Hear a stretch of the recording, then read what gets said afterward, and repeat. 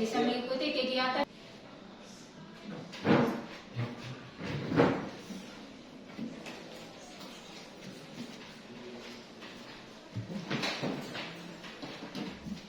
Bapak, Ibu guru dan teman-teman, mari kita satu di dalam doa. Dalam nama Bapa dan Putra dan Roh Kudus. Dalam nama Bapa dan Putra dan Roh Kudus. Baik, terima kasih Nes yang sudah memimpin kita dalam doa. Juan, Nes, Hadir, Bu. Nancy, Hadir, Bu. hadir semua hari ini ya? Hadir. Baik.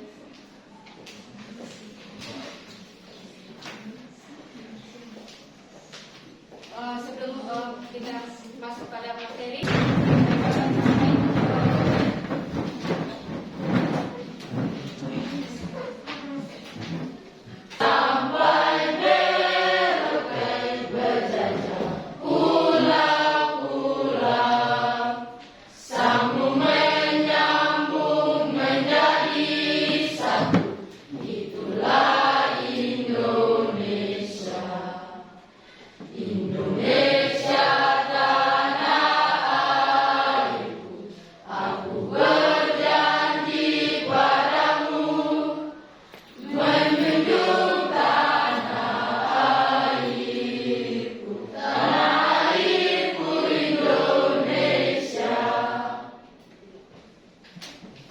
duduk kembali. Sekarang kita masuk pada. Jadi materi kita hari ini yaitu tentang teori maksudnya agama Hindu-Buddha di Indonesia.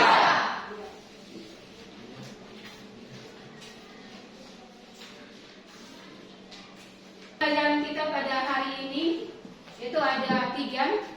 Setelah mengikuti kegiatan pembelajaran ini, yang pertama peserta didik dapat menjelaskan proses masuknya agama Hindu-Buddha di Indonesia. Ya.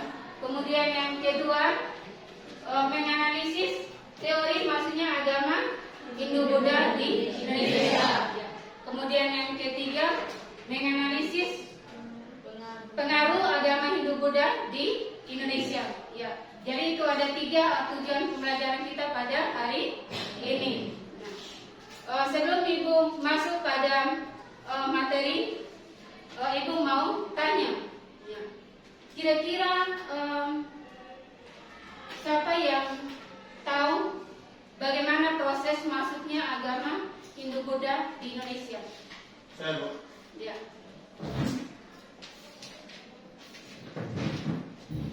Melalui jalur perdagangan. Ya, betul sekali. Kita berikan aplaus dulu. Oke, ada lagi yang lain? Di Indonesia, tadi yang dijelaskan Juan itu betul. Itu melalui jalur perdagangan. Ya. Jadi pada masa tersebut bangsa Indonesia kolonial datang ke Nusantara. Bangsa Indonesia sebelum datang bangsa Indonesia ke Nusantara, bangsa Indonesia melakukan transaksi perdagangan dengan bangsa asing. Ya. Jadi terutama Tiongkok, yaitu materi proses masuknya agama Hindu-Buddha, kemudian teori masuknya agama Hindu-Buddha di Indonesia, dan yang ketiga pengaruh Hindu-Buddha di Indonesia. Oke, kita lihat yang pertama, proses masuknya agama Hindu-Buddha di Indonesia. Coba lihat gambar di layar, itu gambar apa? Agama Hindu-Buddha di Indonesia. Ya. Jadi teori masuknya agama Hindu-Buddha di Indonesia itu ada 5. Ya. Jadi yang pertama itu teori Brahmana. Jadi yang pertama itu teori Brahmana. Kemudian yang kedua teori sosial. Kemudian yang ketiga teori Waisyah. Kemudian yang keempat teori Sudra.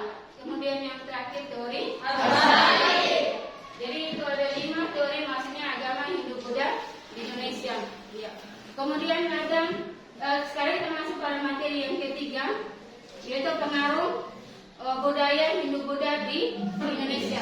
Ya. Jadi pengaruh budaya Hindu-Buddha di Indonesia itu ada 5 juga. Yang pertama agama, yang kedua pemerintahan, kemudian yang ketiga arsitektur, kemudian yang keempat bahasa, dan yang kelima sastra. Ya. Jadi itu ada 5 pengaruh masuknya kebudayaan Hindu-Buddha di Indonesia. Mungkin sampai sini sepintas materi tentang teori masuknya agama Hindu-Buddha di Indonesia. Simak video ya, simak video terkait mengenai teori masuknya agama Hindu-Buddha di Indonesia.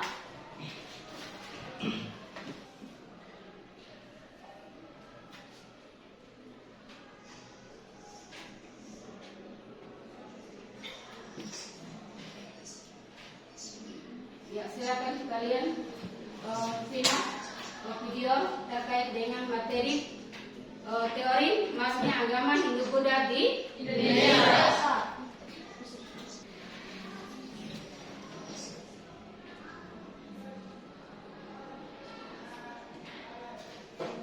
Oke, bagaimana setelah kalian menonton video tadi? Bagus tidak? Bagus. Kita berikan aplaus dulu untuk video.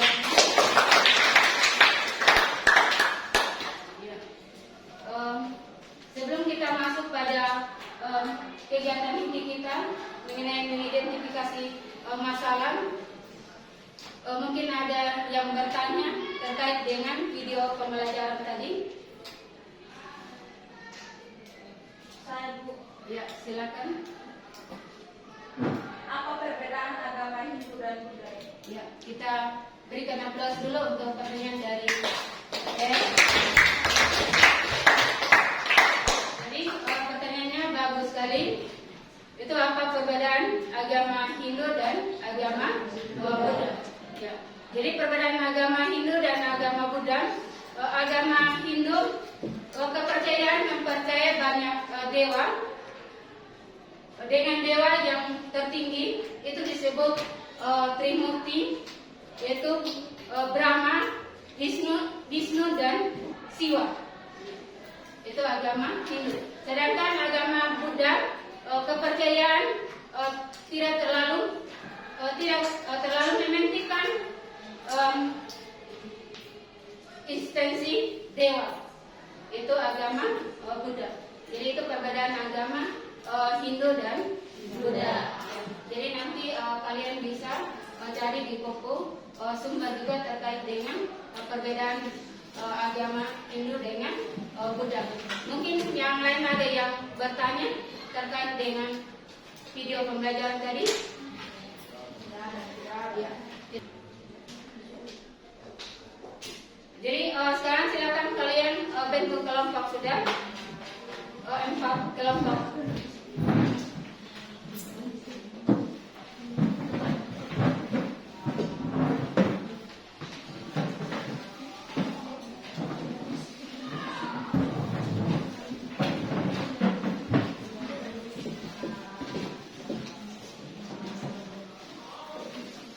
Jadi di sini kelompok 1, sini kelompok 2, 3 dan 4. Ya.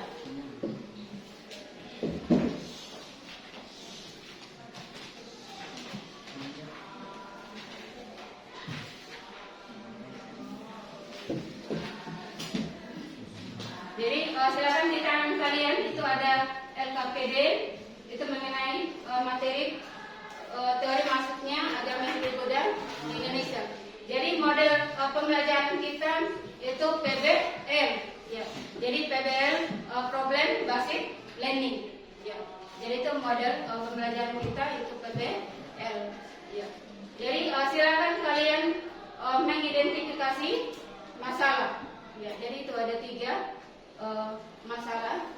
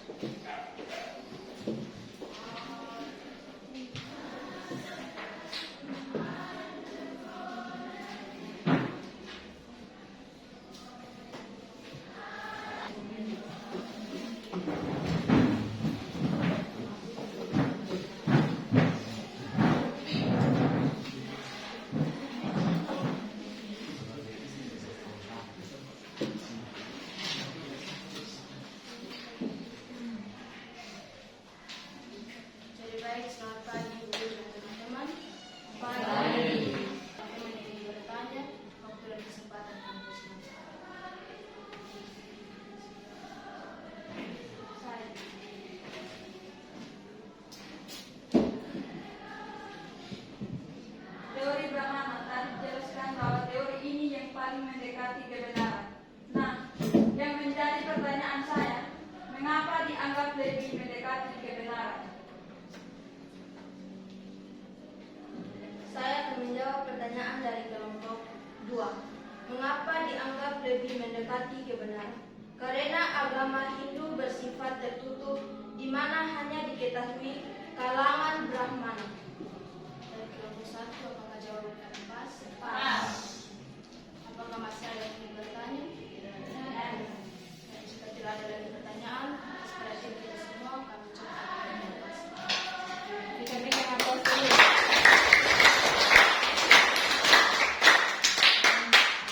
Kembali.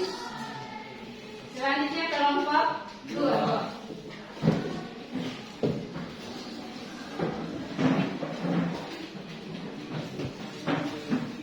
Nah, selamat pagi dan shalom.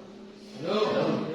Terima kasih atas waktu dan kesempatan yang diberikan kepada kami dari kelompok 2 ingin mempresentasikan hasil diskusi kami. Kepada pemateri, waktu dan tempat saya persilakan.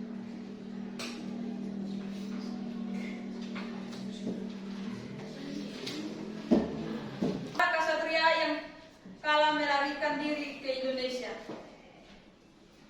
Mereka mendirikan kerajaan dan menyebarkan agama Hindu. Pendukung teori ini kebanyakan sejarawan India, terutama Majumdar dan Nehru. Yaitu tidak ada bukti kolonisasi baik di India maupun di Indonesia. Nah, yang menjadi pertanyaan saya, apa kelebihan yang dimiliki? Saya menjawab pertanyaan dari kelompok 3. Ada beberapa kelebihan dari teori ksatria yang mendukung pendapat di dalamnya, bahwa agama Hindu dibawa oleh bangsa India. Yang pertama yaitu golongan ksatria mempunyai semangat tinggi untuk berpetualangan demi memakmurkan berbagai daerah lain. Yang kedua yaitu para ksatria terlibat berbagai konflik yang ada di Indonesia. Mereka akan mendukung salah satu pihak jika pihak tersebut berhasil menang dalam peperangan. Yang ketiga yaitu golongan ksatria pergi melarikan diri dari perang yang sedang berlangsung di India. Lalu mereka mendirikan sebuah kerajaan baru pada abad ke-5 di Indonesia. Masih ada yang mau bertanya? Jika tidak ada lagi yang mau bertanya, demikian hasil presentasi kami. Atas perhatian dan kerjasamanya kami ucapkan terima kasih dan shalom. Selamat pagi Pak Guru dan teman-teman. Selamat pagi. Terima kasih atas waktu dan kesempatan yang diberikan kepada kami. Dari kelompok 3, kami akan membahas hasil diskusi kami berikut. Jelaskan kelebihan dari kelemahan dari teori atas plastik Sunda. Saya akan menjawab pertanyaan dari kelompok 4.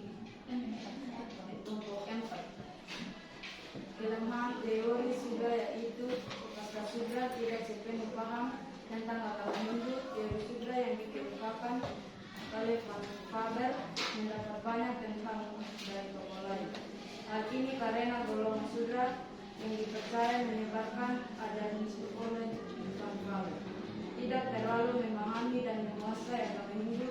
Tidak hanya itu, golongan Sudra juga diketahui tidak mengerti huruf Pahlawan dan bahasa Sanskerta seperti yang digunakan dalam kitab suci agama Hindu, yakni kitab Veda. Kelebihannya adalah argumen bahwa mereka berpindah dari India ke negara lain karena ingin memperbaiki hidup. Bagaimana pengumuman pas? Pas. Tidak ada yang mau bertanya? Sekian hasil diskusi kami. Sekian dan terima kasih. Jadi kita berikan aplaus untuk kelompok. Selamat pagi guru dan teman-teman. Sekarang adalah kesempatan kepada kami dari kelompok 4 yang akan menyampaikan hasil diskusi kami. Jadi saya persilakan kami. Pengaruh maksudnya. Jika tidak ada tentang yang bertanya, kami ucapkan terima kasih. Kita berikan aplaus.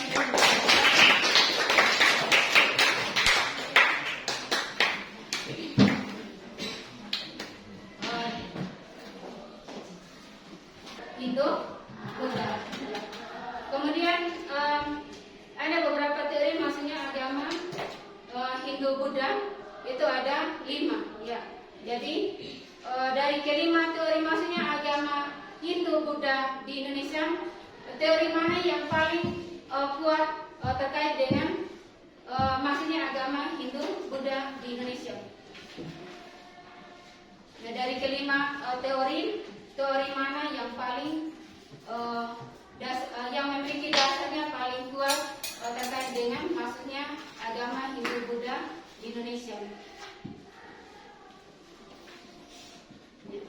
Jadi teori yang dasarnya paling kuat maksudnya agama Hindu-Buddha di Indonesia itu adalah teori Brahmana.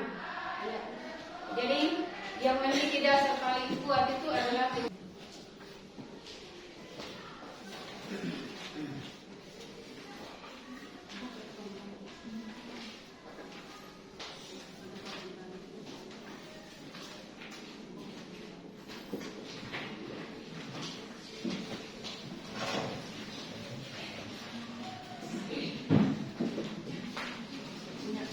Jadi silakan kalian bagi sudah lembar.